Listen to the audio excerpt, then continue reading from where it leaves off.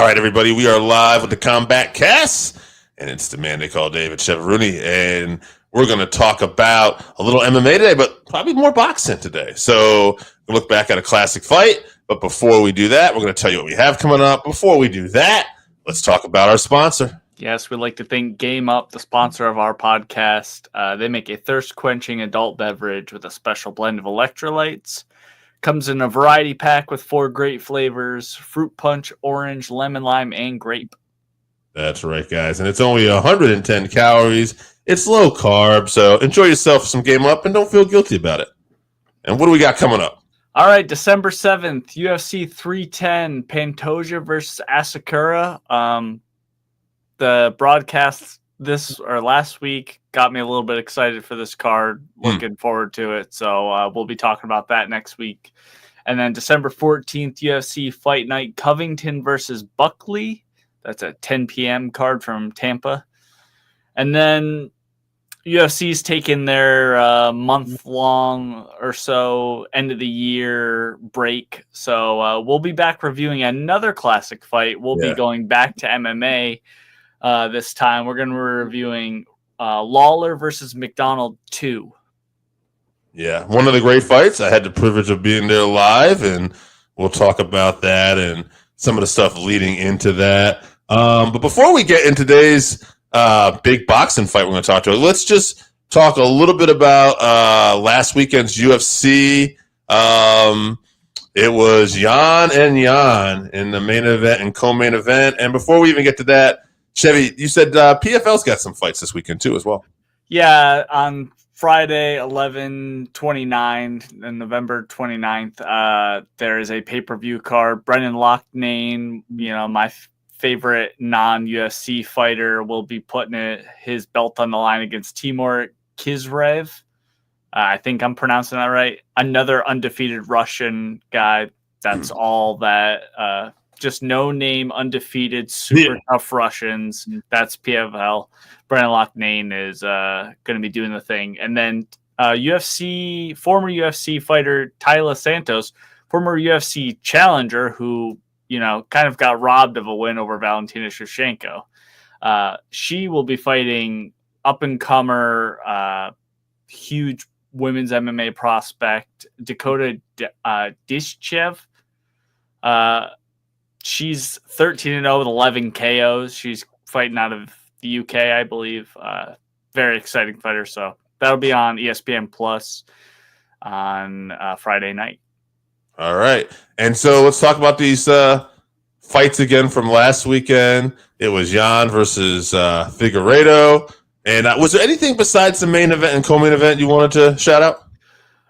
Well, the card, and I said this last week, yeah. You're not going to know a lot of people on the card. Right. It's a lot of Chinese fighters, but they showed out. It was a pretty good card overall. A lot of finishes. Yeah, a lot of finishes. One great head kick knockout from this lady who's a doctor full-time, and her parents don't even know she's a fighter. And then Carlos Olberg got a really great win over Volkan Oezdemir. It was a great card overall. But let's just get into this co-main event. Yan Xiaonan versus Tabitha Ricci. It was a good fight. Did you get to watch this one? Watch the end of it.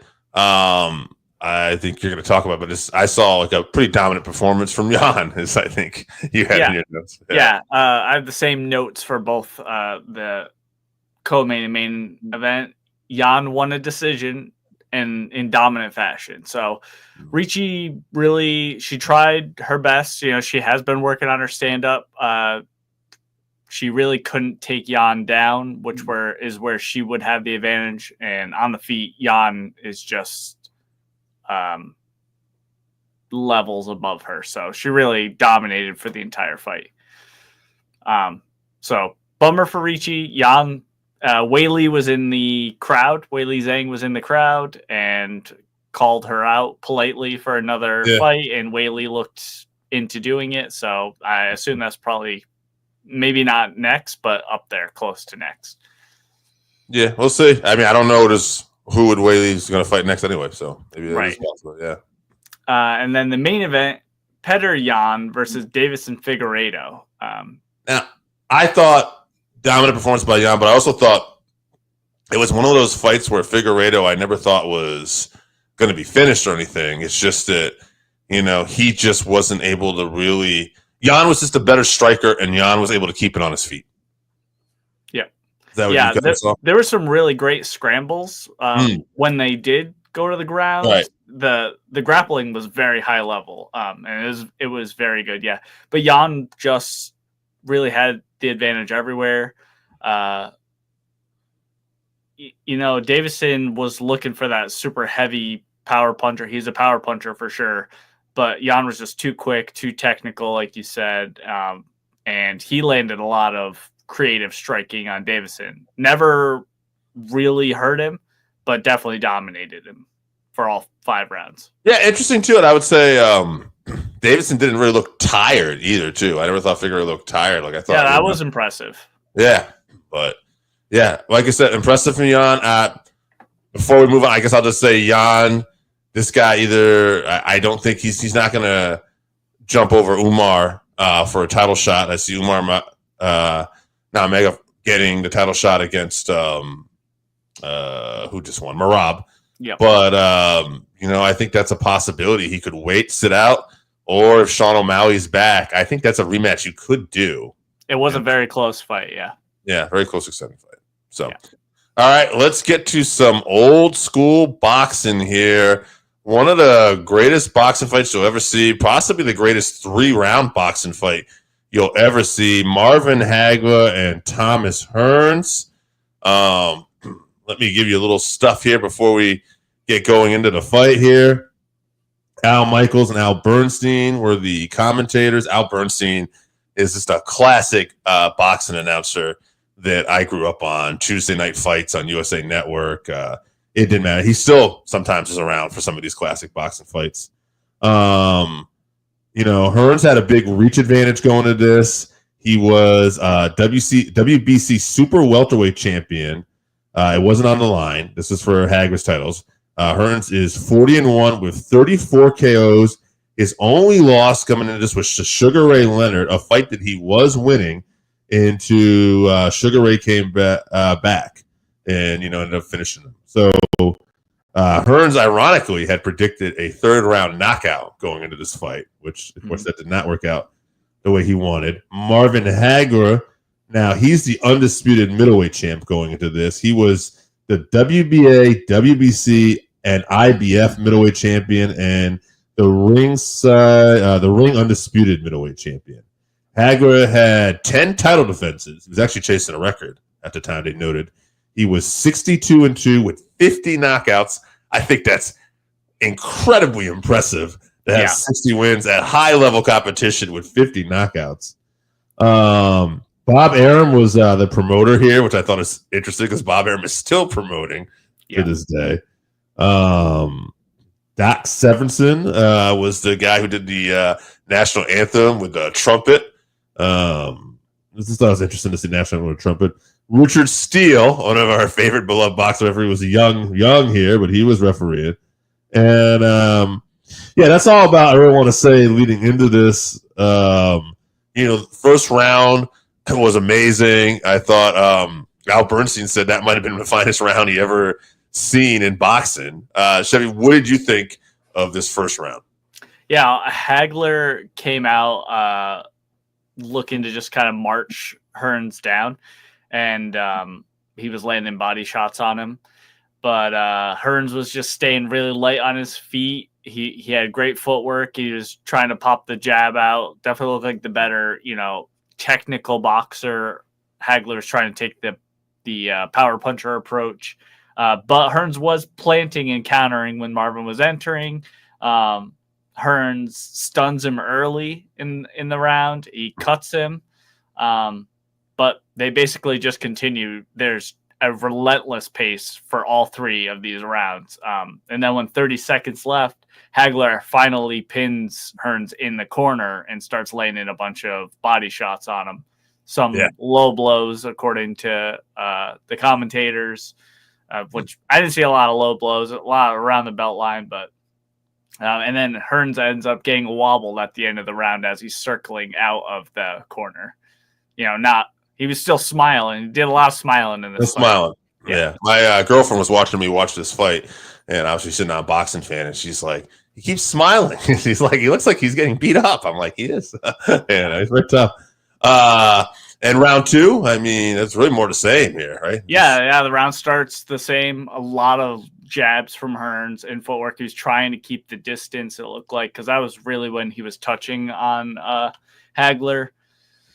And early in the round, Marvin was throwing a lot of lunging shots. He wasn't able to quite get inside, but he just kept the pressure on and kept trying to march him down. And then again, with 30 seconds left, he pins Haggler up against the ropes and lands this series of combinations, a lot of body shots again. Hearns is throwing shots, hard shots in there as well, but Haggler was landing the better punches, a lot of combinations, and he stunned him again. Yeah, and Hearns just consistently, he had a great jab, and he was really trying to use that reach for that jab. But Marvin Hagler really just throughout this fight did a really great job of getting inside. He was really able to get inside. And for a guy, I guess that was labeled maybe a little boring going into this at time, they talked about like a technical guy. That was not the case here. He just bit down on his mouthpiece and he chased it. And then round 3, Hearns starts again with the footwork and the jabs, but you can see his legs are starting to get a little wobbly underneath him for sure. It's a lot of movement, a lot of shots he ate and has been dishing out, so a lot of fatigue setting in. And then Hearns gets caught with a right, and pair that with the fatigue, it sends him kind of stumbling across the ring. He's still smiling at this point, but when he turns his back to run, Marvin chases him, and when Hearns turns to plant again, he gets caught with a very heavy right hand, and then a second very heavy right hand, and that puts him down. And then Tommy Hearns was not able to beat the count to stand up. Yeah, I mean, he got up. He got up at 10. Right. And then the ref, it was technically a TKO. It was, yeah. Yes. Yeah. But his legs were gone, and Richard Steele was not going to let him continue fighting at that point. You can see, which he is had a great to be call. carried to his corner afterwards. Yeah. I mean, heart of a champion. He definitely wanted to keep fighting. Great fight overall. Haggler, of course, I mentioned on here. I forget the guy, but he was chasing the record. He had a few more fights. He doesn't get that record. He's going to win his next fight after this. And then he ends up fighting Sugar Ray Leonard in another super fight. That one goes the distance. And he loses the fight. And it's an arguable fight that Haggler had won. It was a very exciting fight. I remember Ray Leonard was coming back from an eye injury. And it was all the talk at that time when I was a kid. And basically, it was so weird to me because you see so many people in boxing in that time period and later on in life, and so many other things I watched, leave and then come back. Leave and then come back. Haggler just left. He was done. He was pretty disgusted, I think, with the judging, and he never came back after that fight. And it was just interesting because after this fight, they had mentioned it. His wife wanted him to retire, and Haggler, in a very 1980s thing, he probably want to hear today, quote said, "That's wife talk." He's like, I got stuff to do. I got stuff to accomplish. So Marvin Hagler, he was a man's man, and I've talked to a few people that said they knew him. They grew up in that Brockton, Mass area, and they said that he was just a really down to earth guy, and he definitely, it seemed like he took a real blue collar approach to boxing. So, great fight, and in particular, if you want to find this fight or that Marvin Hagler Ray Leonard fight, even on ESPN Plus, both are there. You type in Marvin Hagler; those two fights will show up. Along They're with also on Top Ranks YouTube. Oh, there you go. Yep. So you can always look for that. So you'll find some of these great, exciting old school boxing fights around there. And I was glad we went back and checked it out. And I don't know, maybe Leonard and Hagler will be another one we could watch someday, but that's a little more of a commitment. That's 12 rounds. So this watch of these actually sent me down a little bit of a boxing rabbit hole and sent me on. I don't know if you remember this guy, Joe Calzaghe. Do you remember him? He's in the 90s. He was a great fighter. You should check him out. He, I think he was like 47-0, but this great Welsh boxer. Lots of first round finishes. But I remember watching him with my father when I was a kid. So you should go back and check out some of his fights. He had a war with Roy Jones Jr. He was a super middleweight. So check him out.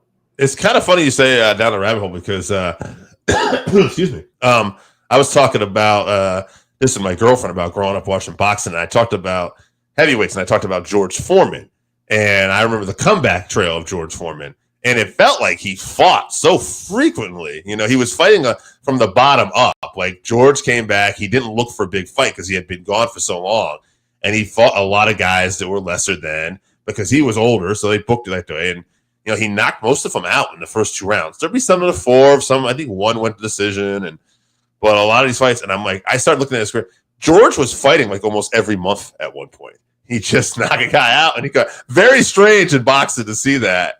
And I look back, I'd watch these fights with my dad on ESPN as well, and that was just a big thing growing up. So, gotta stay active when you're at that age, you know?